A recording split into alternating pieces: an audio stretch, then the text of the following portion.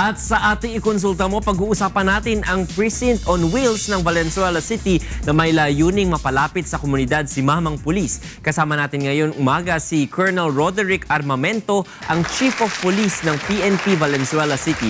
Sa gustong sumali sa talakayan, magpadala ng mensahe sa Good Morning Kuya text line at social media accounts na makikita sa inyong TV screens. Good morning po, Mamang Pulis. Magandang umaga po. Good morning po. Good morning po sa inyo. Welcome. Ano ba yung Precinct on Wheels? Paano nangyayari yun? Meron rin ba kayong mobile na booth to do that? Actually po yung Valenzuela Police on Wheels, isa po itong party po ng transformation program namin na sinagawa namin nung isang taon. At ngayon po ay umaarangkada na sa kalye at kasuluk-sulukang lugar po ng lungsod. Ito po ay mobile police station na kung saan ay inilalapit po namin yung puso at kaisipan ng ating kapulisan sa ating mamamayan. Andun po lahat yung lahat po ng capabilities ng ating station. Pwede po kaming mag-process ng police clearance pag gusto niyo pong i-verify kung wanted or malinis po yung plaka ng sasakyan. Pwede nyo pong ilapit sa amin. Pa-blotter? Blatter, pwede po at nakakapag-issue po kami ng police excerpt. Ang kagandahan po noon, pati po yung kung kapitbahay nyo ay bago lang sa inyong lugar at alam nyo po yung pangalan, pwede nyo pong ipa-verify sa amin kung siya ay merong pending warrant sa lugar na kanyang pinanggalingan. Ilan po ba ang ating wheels? Ang ating Right now po ay meron po kami dalawang... Para Ilan yung mga tinatalaga nila per barangay? Kasalukuyan po ay meron pong dalawang Valenzuela Police on Wheels kaming inilungsad sa tulong po ng pamahalang lungsod ng Valenzuela. Pero po ang projection po nito is at least 12 pong vans ang iikot po sa aming kalungsuran. And then ano pong oras yan? Anong oras siya? Kasi bakit On a daily basis po yan ay makikita nyo po sa aming lungsod. Pero monthly, pumupunta po kami sa barangay para po naman doon sa iba pong police assistance na pwede namin ibigay. Katulad po ng livelihood program para po doon sa mga nanay na wala pong trabaho.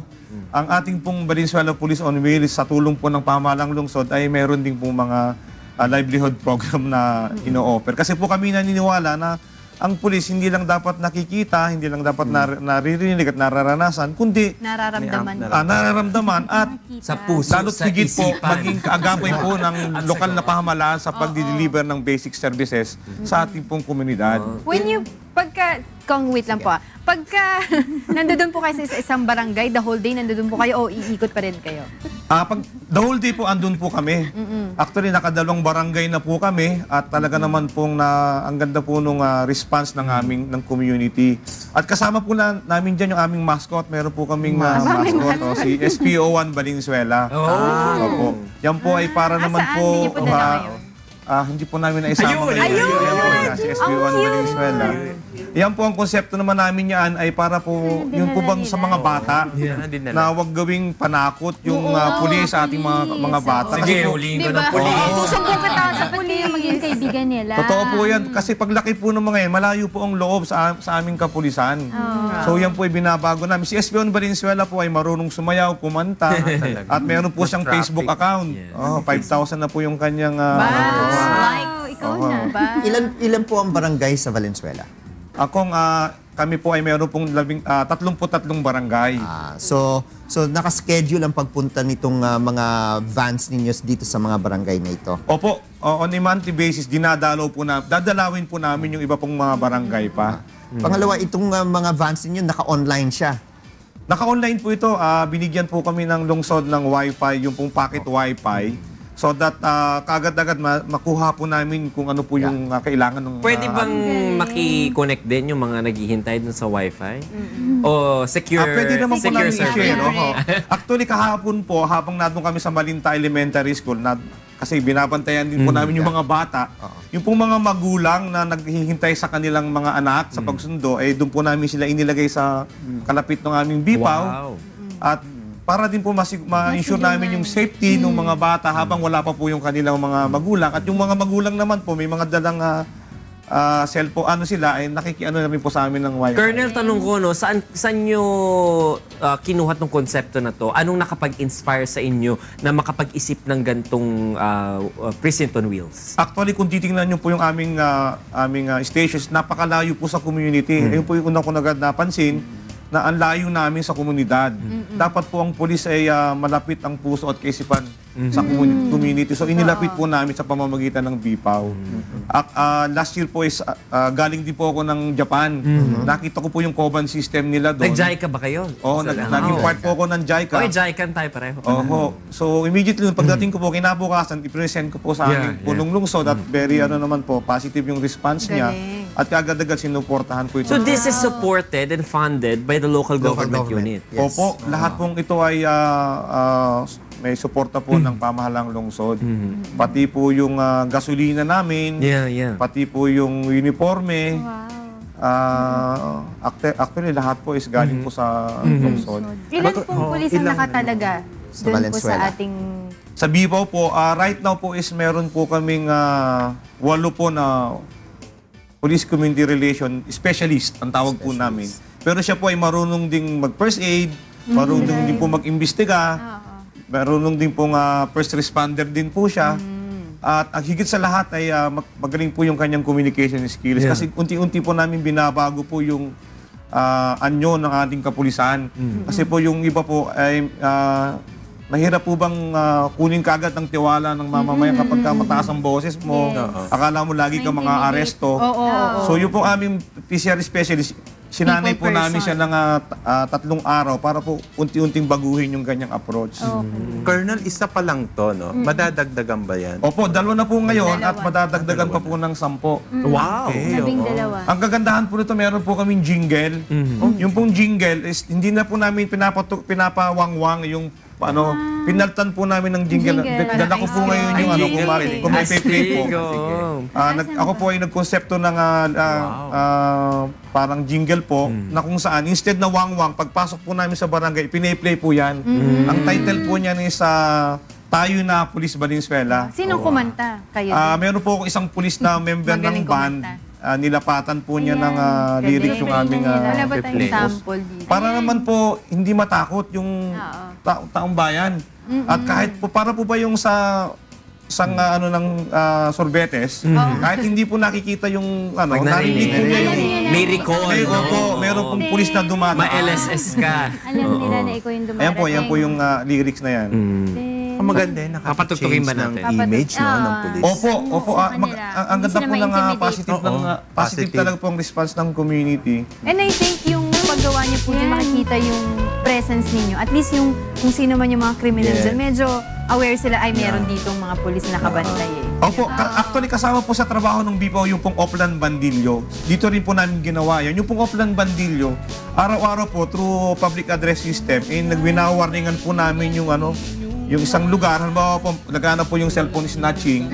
Ina-announce na po namin yung public, kayo pong may dalang cellphone, may mga alas, itago nyo na po at marami pong maaaring mabiktima kayo ng cellphone snatching. So in that manner, para pong naitataboy namin yung mga would-be snatcher o would-be cellphone na Kung may mga, kunyari may mga pa-concert sa mga barangay, nandoon din kayo. Kasi syempre, pagka ganyan, maraming tao, may mga magkakagulo, di ba? Opo, yung BPAW po is ginamit din namin na advanced command post na kung saan doon po lahat ng center of communication pag po may ganong event kaming ginagawa, sila po yung pinaka-headquarters namin. Actually, nung pong Sabado-Linggo, nagsagawa po kami ng Oplan Galugad sa isang barangay at ginawa po namin yung command center. Good job. Buti yan, no? Galing. At saka ito pong gagawin yung proyekto, no? Paano pa pong mga innovations yung naiisip niyo na idadagdag niyo in the near In the future? future. Sa mga natitira pang mga ilang mobile. Yung siyempre, ano yan eh, 'di ba? Parang nag-experimento pa rin kayo, nag-upgrade kayo. Nakikita mo kung ano talaga yung pagkukulang. Ano pa yung mga gusto niyo pong i-improve? Alam niyo po, napakarami pa po kaming naming balakin sa BPAW. Nakita po namin yung una po yung women's and children's concerns. Yung pong BPAW is meron po kaming 2 PCR specialist doon na sanay po doon sa mga cases sa mga bata at mga asawa na binubugbog. So actually, nung nakaraan po ay doon nga po sa Barangay Mabolo, nagkaroon po kami ng seminar. At talaga pong napakarami pong mga nanay na umattend. At doon po sa BIPO mismo, doon kami nagsagawa ng aming lecture. Kasi po meron po kaming projector at meron po kaming whiteboard doon. Wow! Doon po kami mismo nag-lecture.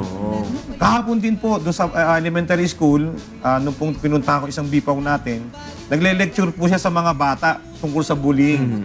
Doon habang po naghihintay sila ng pasukan, nanggawa po namin ng mag-lecture at sinamantala po namin. Kamusta ang crime rate sa Valenzuela? Right now po is masasabi ko po na napakatahimik po ng lungsod ng Valenzuela. Bagamat may mga ilan-ilan pa rin pong bahagi siguro po yan ng pag-unlad ng isang lugar. Kanya lang po is agad-agad naming nakaka-respond dahil napakarami po ng aming sasakyan. Kami po may 58 mobile patrol cars na galing din po sa city, sa local government. At ang gasolina po namin is unlimited sa patrol cars. Dapat, So, you would say more on petty crimes ang reported, not sa yung mga murder or Kami lang po homicide. sa lungsod ng Kamanaba, ang palagi pong negative sa murder sa shooting incidents.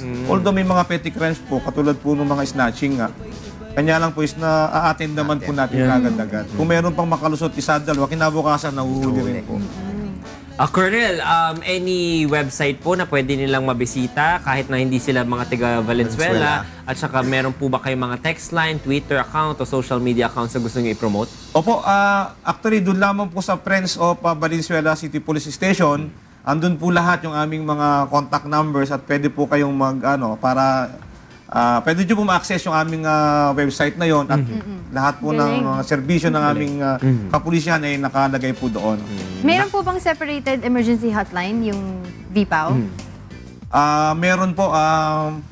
Meron po kami kasing pinamimigay na dalawang 24 hours na na calling card. Hotline po 'yon. Ang nakalitrato po doon si SBO Valenzuela. Yung pong mascot para po naman talagang ma-ensure namin na makukuha po namin yung loob ng taong bayan. Yung pong mascot ang nakalagay doon. Pero meron pong natin yan para ma-publish natin. Meron po ako. Sige po. Maraming salamat po, Colonel Roderick Armamento. Siya po ang Chief of Police ng Valenzuela City. Maraming salamat po. Samantala, wag po kayo magbabalik. Ay, Diba? Madaya itong chapter na to. Talaga. wag po kami naalis dahil magbabalik po ang Good Morning.